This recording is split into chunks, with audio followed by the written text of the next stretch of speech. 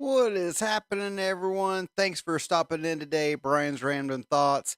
Today, I had a little thinking thought. Last kind of week, Bill had a little thinking thought about catch up. You just need to catch up. Come on, come on, catch up. Come on, catch up. I did that thumbnail and I saw that little sepia filter. I was like, going, that seems to be appropriate because there's a lot of people still living in that era. So, welcome to the train wreck. And again, my name is Brian, and I do want to say that today I just wanted to touch on an idea that I think that many in my generation, especially, it's an issue because I'm an old fart. I'm in my 50s, 53. I had to think. The number keeps going up. And for some reason, it's harder and harder to remember what it is. I'm not quite sure. It's still sequential, the best I can understand. But the idea is that I see many people in my age group, they don't care what's going on with anyone but themselves. They don't care what their kids are into, and they don't care what their grandkids are into. And I just want to point out, as a man who I have been blessed in that I have two generations of kids. I have a 26-year-old son, and I also have a 7-year-old daughter and an 11-year-old son. And so I have survived through my oldest youth and all the things that came along with that. And then I'm doing it again. And you know what I've learned? It didn't kill me. I've not died from it. You know, having to sit and to learn how to play the games that they like and to understand the characters that they like and the stories that they are telling and the music that they like. All of those things are how you bond with your kids. It's how you bond with your friends. It's how you bond with your spouse, your significant other.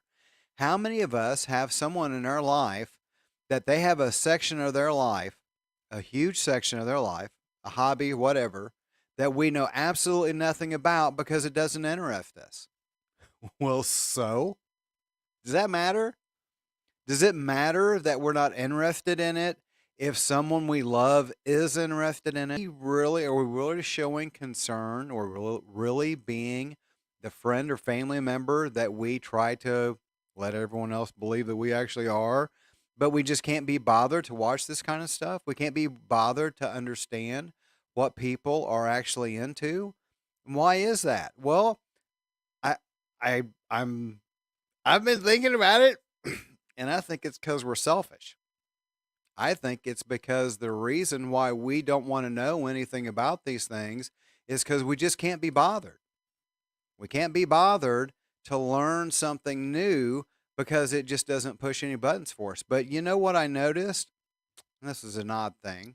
Now, I used to follow sports really closely, and so I'm not throwing off on people who follow sports. But I had a conversation with someone who was literally quoting stats for multiple players, how much they were getting paid, how long their contract was with, who they were with before, who they turned down, all these facts. They had fact after fact after fact. But then when talking about his daughter's little dance thing at school, he couldn't even remember the theme of it.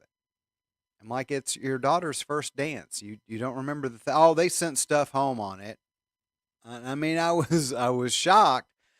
I was shocked because that's not the first time I've heard something like that, and that's from a young father. And I hear from people in my age group all the time. Why is it that when we were younger, that we were made to pay attention? We were made to listen. Remember that? Y'all remember that? Y'all remember the switch? Y'all remember the belt? Y'all remember pinch? Y'all remember getting slapped in the back of the head? Y'all remember that stuff? Well, we don't really do much of that stuff anymore for good reason. Sometimes I think we might need to bring some of it back because I do, but that's not the point. That's not what we're talking about. Not talking about me. We're not talking about me. What I continue to see is that because we have gotten away from that kind of forcing our kids to do things, we don't force ourselves to do anything. We don't do anything we don't want to do. You know, one of the things that I hear from my nieces who are in their 30s, they say that this is a relatively common thing, that it seems like that the kids are raising the parents because the kids get to a certain age in their life that the parents, instead of still being the parent, they become the kid and they start acting like the kid, start dressing like the kid, start, behaving like a child and doing childish things and getting in trouble and trying to recapture somehow the youth that they lost because they got married young or did this job or whatever. There's always some kind of excuse. You didn't lose Jack, all right? You didn't miss out on Jack. Your life went exactly the way that it's supposed to get you exactly where you're at. But in the midst of getting to where you're at, are we forgetting the things, the people that are around us and the things that are important to them? Is it important how much I know about my son's favorite Roblox game? Well, no, it's not. But you know what's important to him is that I sit down and play with him. That's important to him. Is it important to my daughter? The that I find most of the stuff that she does. She plays games that have no point. These games have no point. You just exist in these worlds, and you do whatever the animal is, and you just like run around, and nothing's ever accomplished, and you can't buy anything, and you can't upgrade, you can't. I'm like, where's the guns? Well, I don't see any guns here. Why are there no guns here? That is what she likes. So guess what I learned how to like is those kind of games because I found out why it was important to her. I didn't know why it was important to her, but I had to find out. I had to catch up to where she was at. She's turning into a little woman. My son's turning into a young man. And they're growing up, and they're growing up with moms, and I'm not my example because we love our kids. We got mom and dads that can't be bothered because they're too busy catching up on what MSNBC or CNN or Fox or RT or pick your poison, and that was a word chosen for a reason. Pick your freaking poison. You'll keep all up on that, but you have no idea what position your kid plays in band. You have no idea what his instrument is. You don't know because heaven forbid you're a sports person and your kid's a band geek. Oh gosh, Trey Mauvais. Oh, that's a terrible thing. Wouldn't that be a terrible thing? Wouldn't it be a terrible thing that your kid would be happy? Wouldn't that be terrible? Oh, that'd be awful that your kid would actually be happy and do what he or she wants instead of doing what you want because you still want to keep talking about and doing the same things that's always been what you've been doing and talking about. We have to catch up. If we are going to be adults, if we're going to lead the next generation and allow them to be good parents, we have to teach them to care about what is important to the kids.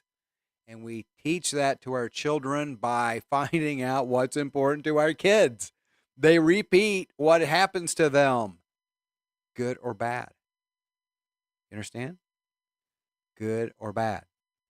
Do I need to start singing the Cats in the Cradle? I mean, you don't want me to do that. Yeah. That's still a real thing. And it's happening even more so now because of stupid little devices. Dad and mom don't even have to be in a job that takes them out of town all the time. They can be sitting on the couch right next to you and not be interacting with you one bit because it's more enjoyable for them to catch up on Facebook and Instagram than it is to catch up with their kids and find out where they're at and who they are and what they want to be. And maybe, head off something that might hurt them. Maybe guide them and direct them. Maybe be a parent. I don't know. Can we put our phones down long enough to be a parent? I hope so. I hope so because time's catching up. And pretty soon, those people that we have raised are going to be the ones that are calling the shots. And have we done the proper job? Have we done a good job as we could have? I haven't. I could have done a much better job with my son. I mean, he couldn't have turned out any better. But, I mean, I could have done a better job getting him to that point. It's all his mom. I give it all to his mom. He just had my DNA. Thank goodness he's got her looks, too. So, and her hair. And I don't think he got. I guess he technically, yeah, you'd have to have a father, right? Yeah, you do have to have a father. Okay, yeah, because I don't know. If you've ever met him, you'd be like, I'm not sure he has one. He's all her. So that's such a compliment. All right, guys. Thanks for stopping in, and remember, the most important thing you can ever make is a memory, because at the end of it all, memories are all that you really have. Love you guys. See you next.